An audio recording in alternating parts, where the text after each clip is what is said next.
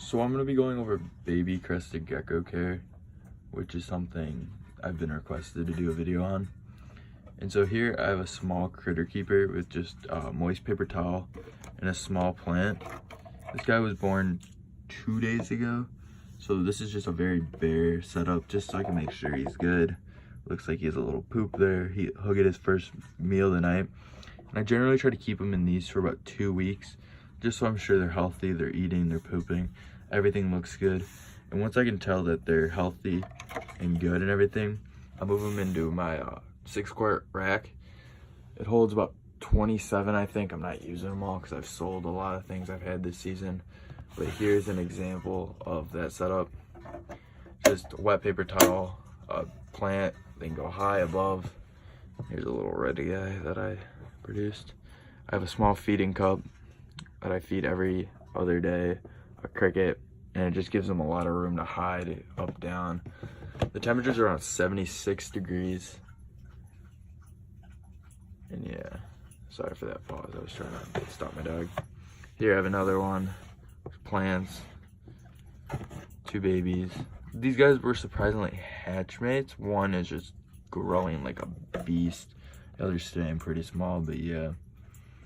And then over here, I just have a young gargoyle gecko that I got into a trade with a buddy of mine. Really nice. I gotta add some more stuff to his setup. This is him fully fired down. He fires up a nice lavender red on that stripe down his back. But yeah, I just have a couple babies up there that have all hatched within the last week or so. And yeah, my giant rack of setups. So the way I feed is with Pangea and just a spray bottle like this. This is their new fig and insects diet. My babies seem to love it. And basically for babies, I just take a water bottle cap. I'm sorry, this is hard to do with one hand. But yeah, you just open it. Sorry about that.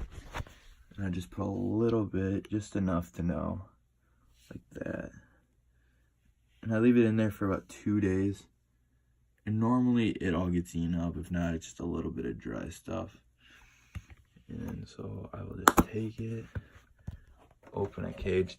So most of these are ready to be moved over, like that guy.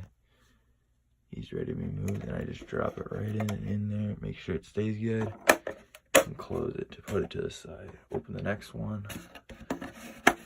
This will be this guy's first meal.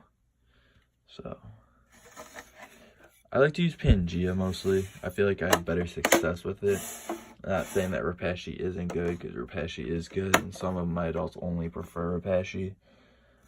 But most of my younger guys that are littler, new upcoming females, I seem to just do better with Pangea. The breeder's formula is a very good one. The watermelon, this new fig and insects, I like to use for the younger ones because the protein from the insects. But yeah, and so after I'm done going through and feeding, which I'm almost done, this is another one. This is his first meal. I really like the back on that one. After I go through and have everyone give their first meal, I use a spray bottle and I just make sure they're all moist.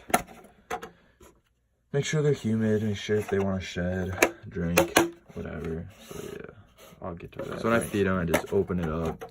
You just pump down and I just do a couple little nice sprays like that. Close it. Push tight. That's just my little ID tag so I know who the parents were, when it was hatched, when it was laid, everything like that. Now they're just a couple simple little sprays. I gotta go through and clean these things, which I'll do another video on of how I clean them. This is my first YouTube video, so I'm pretty nervous kind of just doing this, but yeah. Looks pretty good. Just a couple more little sprays. I really like this spray bottle. It has saved breeding and cleaning and just everything all together. Oh, heck of a lot easier. I just can spray them, put them to the side, and yeah.